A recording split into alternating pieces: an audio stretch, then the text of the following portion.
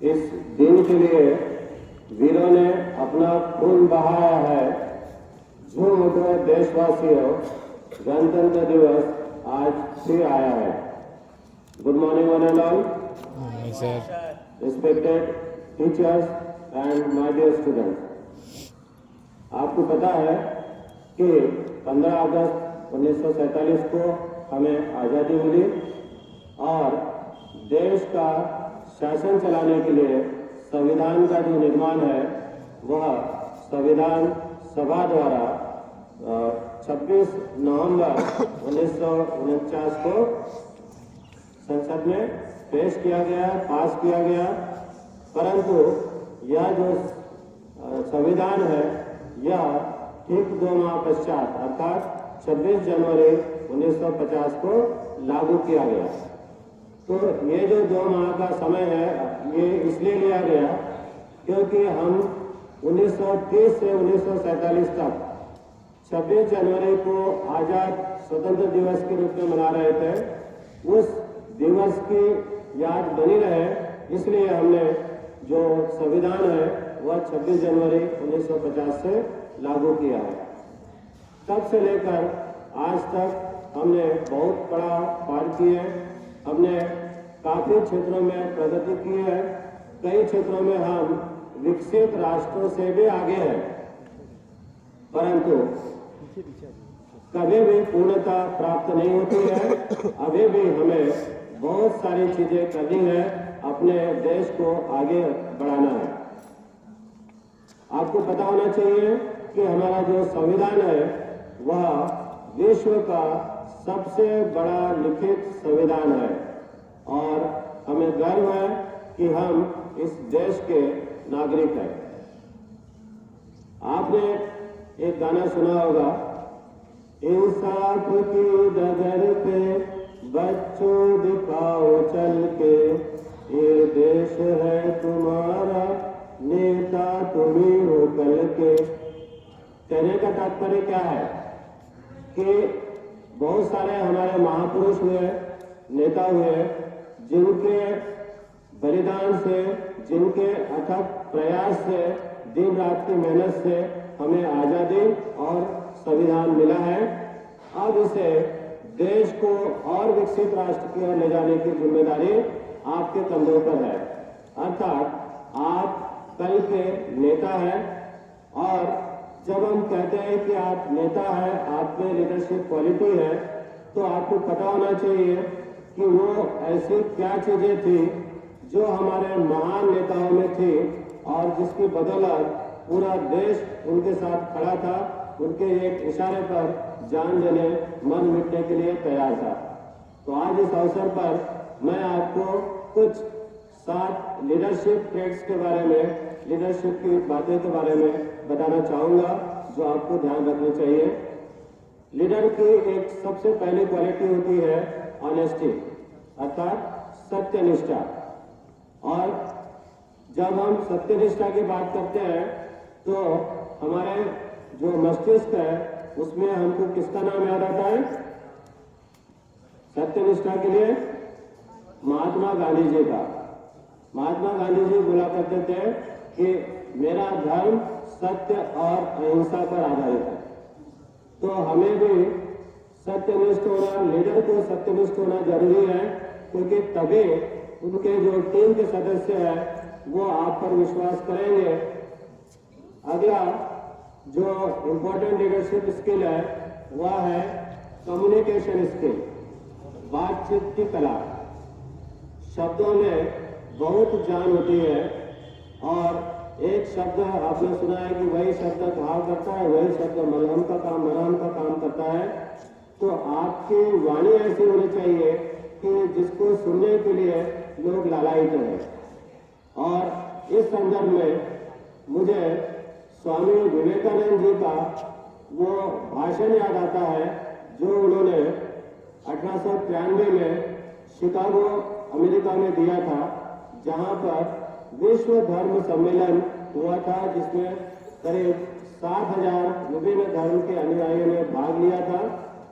जब वहां पर स्वामी जी के बोलने की बारी आई तो उनका जो उद्बोधन था, उस उद्बोधन के प्रथम 5 शब्द, my brothers and sisters of America, ये 5 शब्द सुनकर वहां पर जो पूरी सभा थी 7,000 लोगों से भरी हुई, लगातार 2 मिनट तक तालियां बजाते रहे और यह इस बात को दर्शा रहा था कि हम वसुधैव कुटुंबकम की भावना पर कार्य करते हैं, संपूर्ण विश्व को हम अपना परिवार मान करके चलते हैं। सो बी गुड इन कम्युनिकेशन, आपको कम्युनिकेशन में अच्छा होना जरूरी है यदि आप एक सफल लीडर बनना चाहते हैं। तीसरी क्वालिटी होती है लीडर की कि उनमें कॉन्फिडेंस होना चाहिए, आत्मविश्वास होना चाहिए। और इस संदर्भ में मुझे लोकमान्य बाल गंगाधर तिलक की वो बातें याद आती है जो नारा उन्होंने दिया था कि स्वराज्य मेरा जन्मसिद्ध अधिकार है और मैं इसे लेकर ही रहूंगा।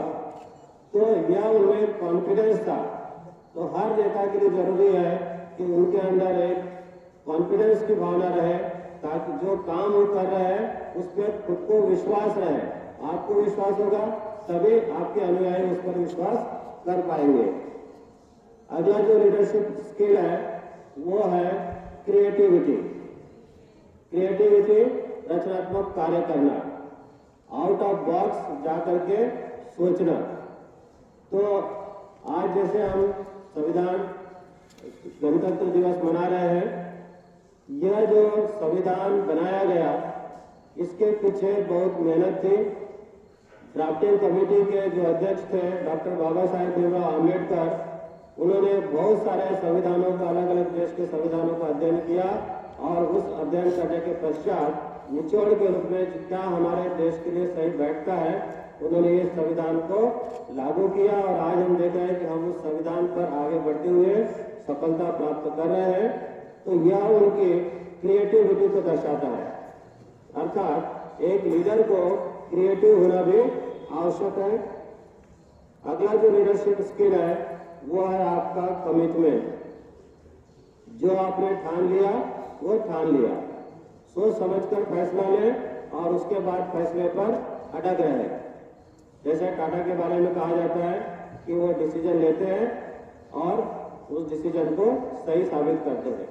तो वैसे लाइफ में आप सोच समझकर डिसीजन लें और एक बार जो कमिटमेंट कर लिया उस पर फिर आगे बढ़ते जाए, फिर पीछे मुड़े ना मुड़े।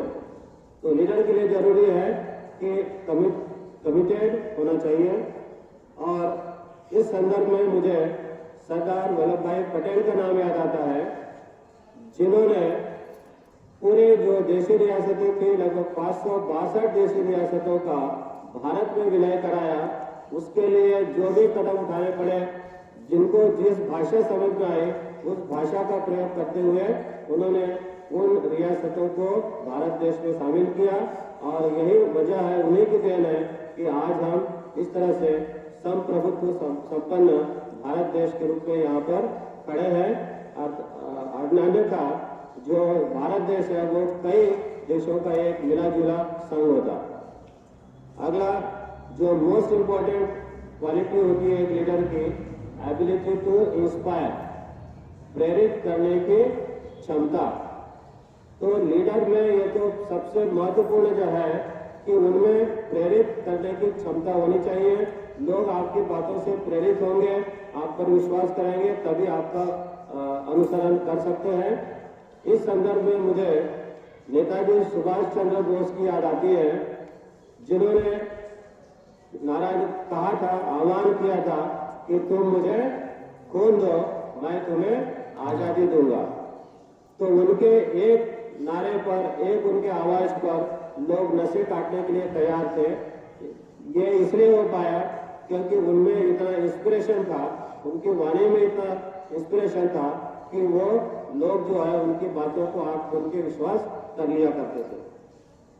और अंत में 7वां लीडरशिप क्वालिटी में कहना चाहूंगा कि आपके अंदर सेंस ऑफ ह्यूमर भी होना चाहिए।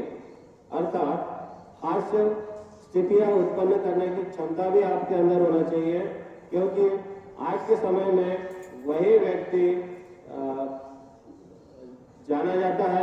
उसी व्यक्ति को पसंद किया जाता है जो विरोधी प्रवृत्ति का हो, जो हंसते बोलते काम करा सके। तो आपके अंदर वो एक सेंस ऑफ ह्यूमर भी होना चाहिए। जैसा कि मुझे इस समय याद आता है डॉक्टर सर्वपल्ली राधाकृष्णन का एक किस्सा। जब वो विदेश गए थे, वहां पर उनसे वहां के जो विदेशी नागरिक थे उन्होंने तंग कसते हुए कहा था कि क्या आप उसी भारत देश से आए हैं जहां पर कोई गोरा है, कोई काला है, कोई नाटा है, कोई लंबा है। बोले हमारे यहाँ देखो सब कैसे एक जैसे दिखते हैं। इस पर सर्वपल्ली राधाकृष्णन का जवाब था, बड़े ही विनोदी स्वभाव में उन्होंने बहुत सटीक जवाब दिया। उन्होंने कहा कि हाँ, मैं उसी देश से आया हूँ, परंतु आपको पता होना चाहिए कि घोड़ों की ही नस्लें होती है, वरना गधे तो सब एक जैसे दिखाई देते हैं। तो यहाँ पर उनकी विरोधी प्रवृत्ति के साथ साथ उनकी जो गहराई है वो भी हमें दिखाई देती है। तो मैं आपसे निवेदन करूंगा कि ये 7 चीजों को अपने अंदर ढालने का प्रयास करें ताकि आपके अंदर जो लीडरशिप क्वालिटी है वो उभर कर सामने आए और आप इस देश को एक मजबूत नींव दे सके। अंत में इन 2 पंक्तियों के साथ मैं अपनी वाणी को विराम देता हूँ और आप सबको आज के इस 74वें गणतंत्र दिवस की शुभकामना बधाई देता हूँ। साथ ही बसंत पंचमी की भी शुभकामनाएं देता हूँ। न रुके यह रथ विजय पथ का, न रुके यह रथ विजय पथ का, ऐसा कोई काम कर दे, तन मन और जीवन अपना वतन के नाम कर दे, तन मन और जीवन अपना वतन के नाम कर दे। Thank you. जय हिंद, जय भारत, जय सचिन।